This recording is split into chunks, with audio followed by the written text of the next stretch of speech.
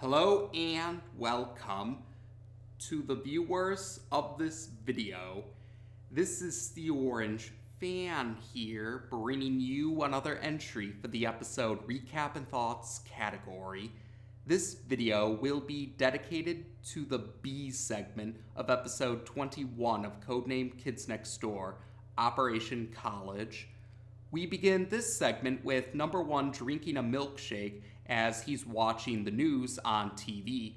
According to the news reporter on the TV, a 10-year-old boy has been accepted at a college in England known as Brainbridge University, and the news reporter further explains that at least one of the staff members of Brainbridge University had been quoted saying that Brainbridge University is looking forward to having the brain of this particular kid. Meanwhile, we see the rest of the Sector V operatives are preparing to go to the beach, and they become disappointed when they hear an alarm go off and see number one insisting that they need to start a mission. Number 5 points out that today is their day off, and number 5 doesn't want to give up her vacation day in particular. Number 5 in particular says that she doesn't want to give up her vacation day. Number 1 insists, though, that this is an emergency because of a kid being accepted into college, and the other Sector V operatives don't see what the big deal is. So number 1 explains that he believes that adults can't stand the possibility of a kid that rivals them, adults, in terms of intelligence, or maybe even exceeds them in terms of intelligence. So number 1 believes that when a kid is accepted to a college, the adults at the college are really planning to drain the brain of the kids that they accept at the college. Number 5 laughs at this idea and thinks that, number 5 laughs at the idea and says that she thinks that the milkshake that number 1 is drinking right now is going into his head, as she puts it. But number 1 retorts that he doesn't get brain freeze, or as he refers to it in the segment itself, he calls it a milkshake headache. But yeah, it's brain freeze essentially. So number 5 just dismisses number 1's thoughts as him just being crazy.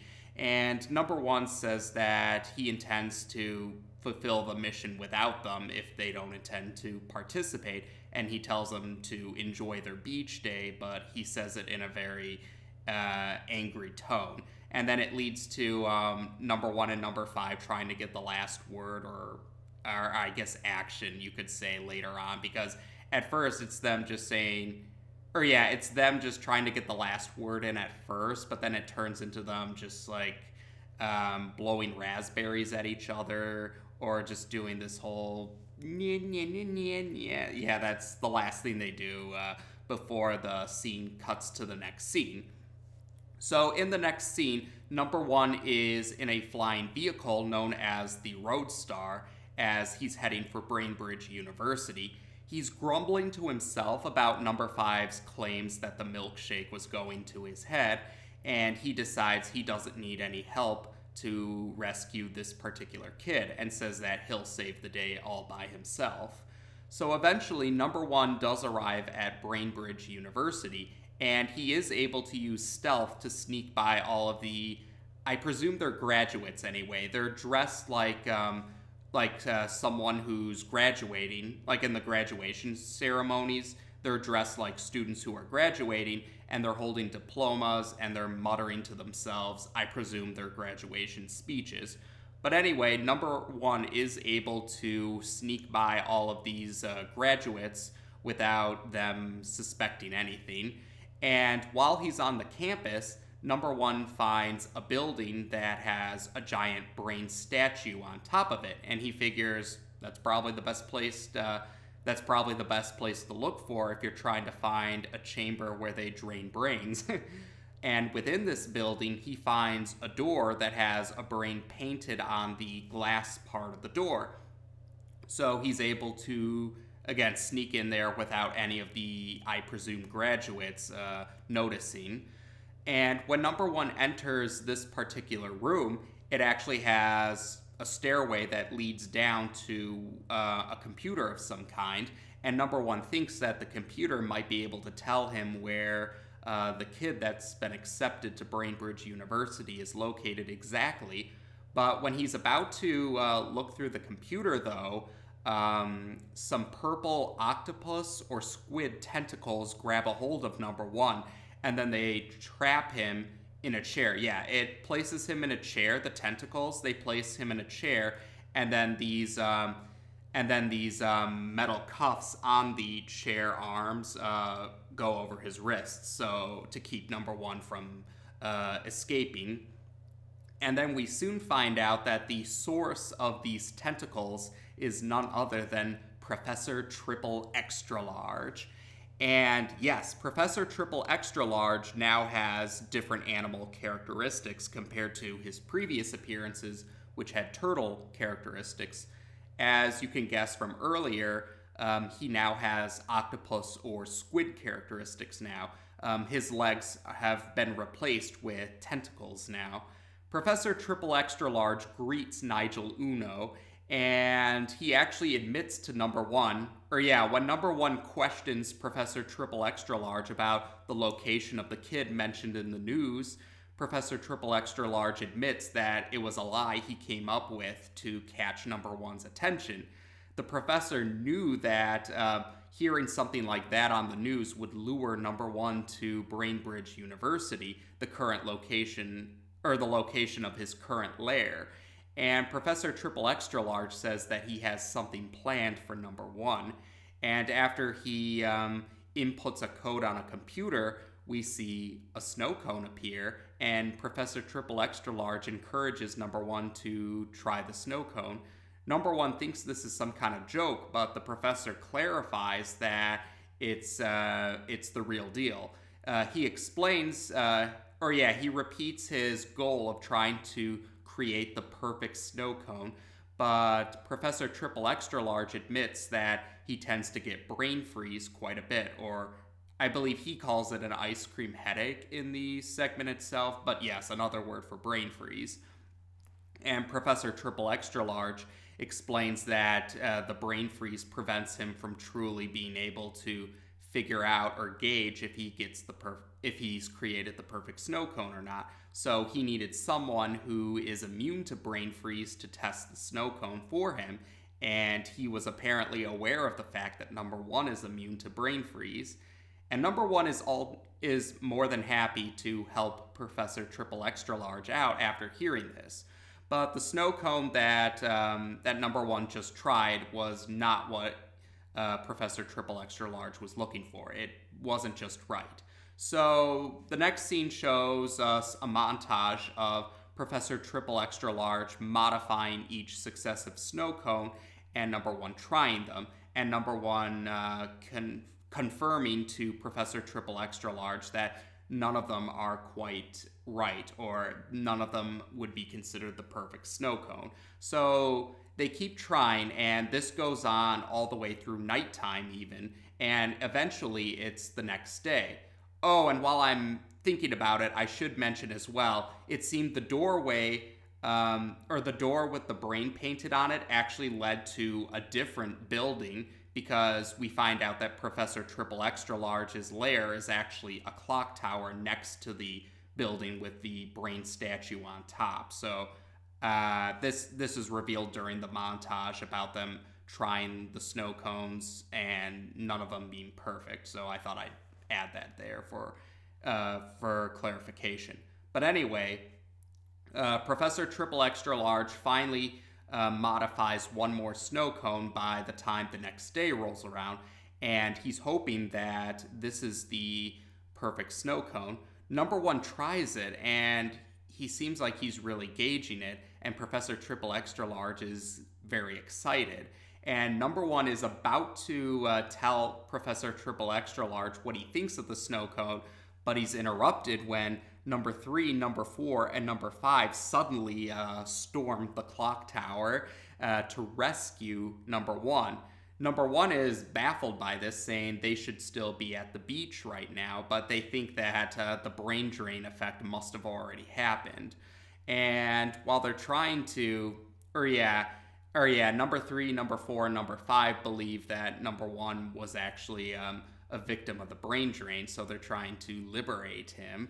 Professor Triple Extra Large, though, refuses to let his test subject go just when he's moments away from hearing possibly the results that he's been seeking. So when number 3, number 4, and number 5 take number 1 out of the clock tower, Professor Triple Extra Large heads to the top of the clock tower, and he activates the clock tower's mobility. That's right. The clock tower acts as a mobile fortress now. It seems to resemble a squid more closely than an octopus. The clock part turns into an eyeball, and the vines surrounding the clock tower now turn into tentacle vines. So essentially, the next scene shows number 3, number 4, number 5 trying to get number 1 away from to escape Brainbridge University, while Professor Triple Extra Large is chasing after them. And during the chase, number 1 keeps getting hit on the walls, or he gets sprayed by the ink from the Squid Fortress, and he gets shocked by the.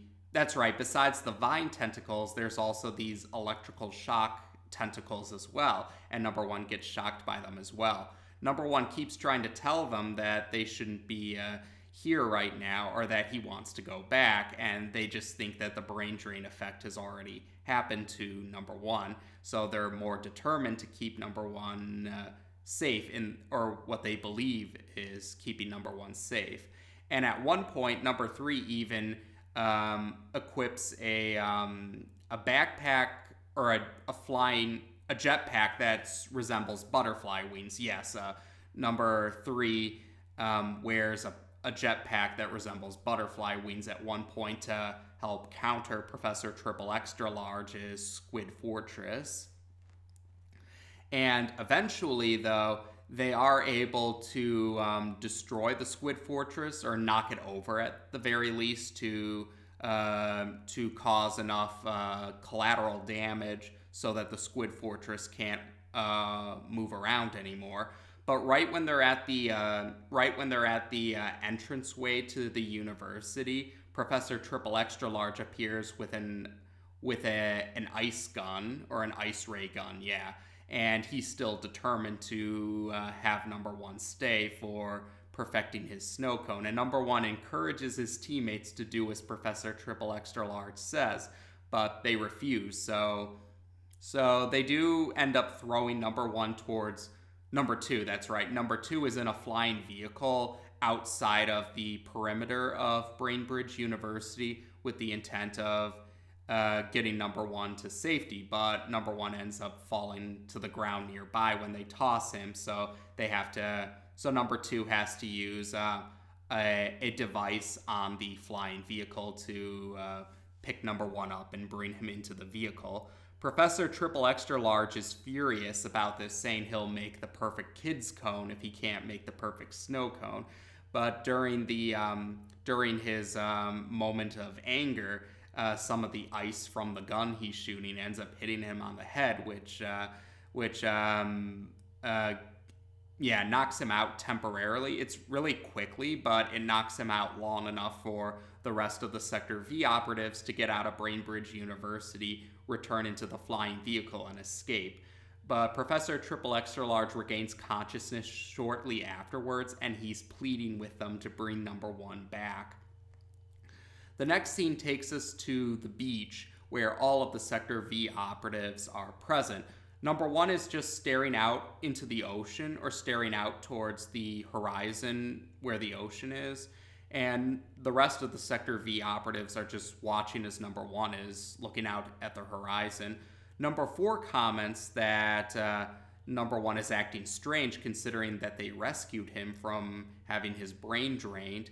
Number 5, however, thinks that number 1 is just thinking of a way to thank them, but the segment ends with number 1 talking to himself, and he's calling his teammates idiots because the last snow cone that he tried was perfect. So we have ourselves another number one spotlight appearance, and we also have the return of Professor Triple Extra Large. And this is the segment that starts the trend of Professor Triple Extra Large taking on different animal characteristics in his later appearances, because in his previous two appearances he had turtle characteristics, but this time he had, I guess, squid. Based on the way the fortress looked, it looked like it was squid tentacles rather than octopus tentacles. But yeah, this was and they do still continue. Yeah, they still continue showing Professor Triple Extra Large gaining different animal characteristics, even though this is actually his last major role in the series. Like, his remaining roles are him just having cameos here or there. And if I had to guess, maybe the staff members just figured that there was only so much they could do with the perfect snow cone storyline for Professor Triple Extra Large. So, at the very least, though, I did hear one of the comic issues for the series actually did have Professor Triple Extra Large in an important role. But apparently, from what I've read about this comic issue, he apparently acts like a well-intentioned extremist with regards to perfecting or finding the perfect snow cone. But yeah, I suppose maybe they just figured there was only so much they could do with Professor Triple Extra Large. Although maybe they could have had him become an ally. Like, I actually did like how Number One and Professor Triple Extra Large were actually on pretty friendly terms with each other throughout the segment. I think that could have been a cool storyline they could have done in later entries for the series. Maybe have Number One and Professor Triple Extra Large being on friendly terms with each other, much to the surprise of other Kids Next Door operatives. Like, there could have been something. And while I'm thinking about it, that's right. As another thing that could have been a cool opportunity that didn't end up happening, this segment had established Number One being immune to brain freeze, and yeah, if I'm not mistaken, I don't believe they ever actually address that again in later entries, or I don't think they ever bring attention to Number One being immune to brain freeze in later entries. And yeah, that could have been a cool thing they could have added into later entries. Like, maybe there could have been an actual situation where Number One had to save the day because he was immune to brain freeze. So yeah, maybe there were a few missed opportunities, but the segment itself was still a pretty fun segment overall. And yeah, the idea of kids being accepted into college, yeah, this segment kind of runs with the idea of the show's usual idea of turning certain situations into very over-the-top situations. Because, yeah, there are some kids that do get accepted into college in real life, but of course they don't actually have their brains drained. Well, they didn't here in this segment either. This was one of the times where Number One wasn't properly paranoid, although the rest of the Sector V operatives thought that was the case. And although they don't outright say why, like, the impression I got was maybe when the rest of the Sector V operatives didn't return, when the other Sector V operatives returned to the treehouse after going to the beach, and they noticed Number One wasn't back, and that Number One ended up not returning over the course of the night and was still gone by the next day. Maybe that's what led to the other Sector V operatives thinking that Number One might have been properly paranoid and why they went to try and rescue him. So, yeah, at least that's my interpretation for why the Sector V operatives, besides Number One, were dismissive about heading to this particular mission, but then fulfilling the mission by the next day. That's at least my interpretation of their change of heart, and I'm sure other fans probably came to that conclusion as well. And otherwise, yeah, I think that might be about it for this particular segment. So yeah, it was a pretty cool Number One spotlight appearance. It was nice to see Professor Triple Extra Large again, although I do think it could have been cool if they maybe expanded on Number One and Professor Triple Extra Large's friendly interactions in later entries. And it could have been cool to see Number One's brain freeze immunity being brought up again later on. But otherwise, there we go for now. As of this video, we've now discussed the B segment of episode 21 of Codename Kids Next Door on this channel. Take care, and until next time.